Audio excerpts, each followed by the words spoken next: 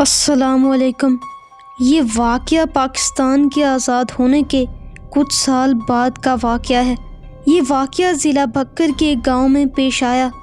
ویسے تو ہم میں سے کوئی بھی جنات کے وجود سے انکار نہیں کر سکتا۔ بلا شبہ جنات کا وجود پوشیدہ ہے۔ اللہ پاک نے جنات کو انسان کی پیدائش سے قبل پردہ دے دیا تھا، لیکن ہم میں سے پھر بھی کسی نہ کسی کا جنات سے بالواسطہ یا بلا واسطہ پالا پڑا ہے، اور ماننے والے ان باتوں پر یقین بھی رکھتے ہیں۔ حاجی صاحب جو اس گاؤں میں نئے تھے، پاکستان بننے سے کچھ عرصہ بعد تک ایک گاؤں میں رہا کرتے تھے، لیکن اب بھکر کے گاؤں میں آ کر آباد ہو گئے۔ وہ گاؤں میں بچوں کو دینی تعلیم دیا کرتے تھے اور لوگوں کا نماز جنازہ پڑھایا کرتے تھے۔ سردیوں کی ایک سرد رات میں ٹھنڈی ہوا میں عشاء کی نماز کے بعد کسی نے حاجی صاحب کے دروازے پر دستک دی۔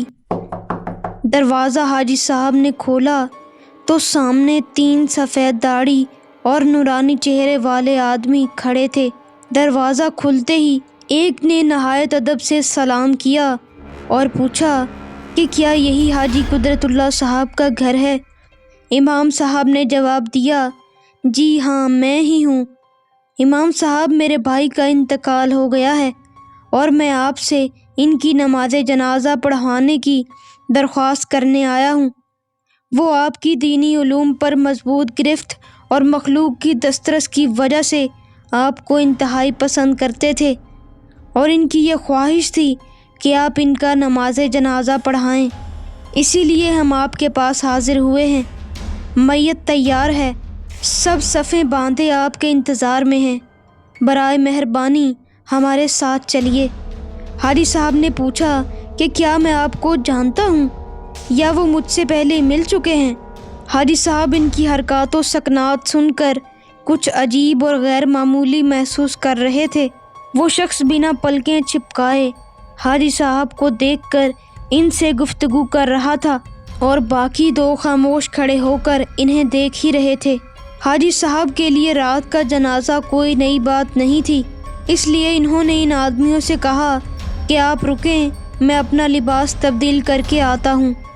حاجی صاحب ان کے ساتھ چل پڑے اور وہ چلتے چلتے گاؤں کی حدود سے باہر نکل آئے۔ ان کی حیرت انگیز رفتار کے ساتھ حاجی صاحب کو ان کے ساتھ چلنے میں کافی دشواری ہو رہی تھی، کیونکہ وہ بہت تیز چل رہے تھے۔ گاؤں سے کافی دور ایک سنسان گھاٹی کی طرف جاتے ہوئے حاجی صاحب کو گھبراہٹ ہونے لگی، اور انہوں نے ان تینوں کو مخاطب کرتے ہوئے کہا کہ شاید آپ اس گاؤں کے راستے سے واقف نہیں، مجھے بتائیں کہ کہاں جانا ہے، شاید میں آپ کی کچھ مدد کر سکوں، کیونکہ اس راستے پر تو صرف ایک سنسان گھاٹی ہے۔ پہلے والا اچانک بولا کہ اے آدم زاد، ڈرو نہیں، ہم بالکل صحیح سمت جا رہے ہیں۔ اے آدم زاد، ڈرو نہیں، ہم بالکل صحیح سمت جا رہے ہیں۔ اس کی بات سن کر حاجی صاحب ڈر گئے۔ حاجی صاحب ذہن میں کڑیاں ملانے لگے کہ آدم زاد کہنے کا کیا مطلب تھا؟ وہ میرے پرانے گھر سے مجھے کیسے جانتا تھا؟ ابھی حاجی صاحب یہ سوچ ہی رہے تھے کہ پہلا شخص پلٹا اور کہنے لگا کہ دیکھیں، میرے بھائی کی خواہش تھی تو ہم آپ کو یہاں لے کر آئے ہیں۔ ہم مسلمان جنات ہیں اور آپ کو کوئی نقصان نہیں پہنچائیں گے۔ حاجی صاحب نے حواسوں کو قابو کیا اور گھاٹی کی طرف چل دیے۔ وہاں جا کر دیکھا تو لاتعداد لوگ سفید داڑھی اور سفید لباس پہنے کھڑے تھے۔ ان کے قد بہت لمبے تھے۔ حاجی صاحب نے جنازے کی امامت کروائی۔ امامت کے بعد جو جن حاجی صاحب کو لایا تھا ان کے سامنے کھڑا ہو گیا اور کہنے لگا کہ آپ کا بے حد شکریہ کہ آپ نے ہمارے بھائی کی خواہش پوری کی، ہم نے بہت دور جانا ہے۔ اس نے جیب سے چند کوئلے نکال کر حاجی صاحب سے کہا کہ یہ رہا آپ کا ہدیہ۔ حاجی صاحب نے ڈر کے مارے ایک چھوٹا سا کوئلہ اٹھا لیا۔ وہ کہنے لگا، اب آپ جا سکتے ہیں۔ حاجی صاحب چلے ہی تھے کہ انہیں اپنے پیچھے سے خدا حافظ کی آواز آئی۔ حاجی صاحب نے پلٹ کر دیکھا تو سب جا چکے تھے۔ حاجی صاحب پسینے سے شرابور ہو گئے اور بے ہوش ہو گئے۔ ہوش آیا تو گھر میں تھے۔ ان کی اہلیہ نے بتایا کہ آپ گھر کے دروازے پر بے ہوش ہو گئے تھے۔ حاجی صاحب کو کوئلے کا خیال آیا۔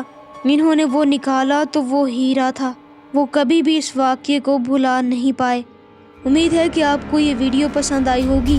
اگر آپ کو ویڈیو پسند آئے تو ہمارے چینل کو لائک اور سبسکرائب ضرور کریں، اور اگر آپ کے ساتھ بھی کوئی ایسا واقعہ پیش آ چکا ہے تو اپنی آڈیو ٹیپس دیے گئے نمبر پر ضرور سینڈ کریں۔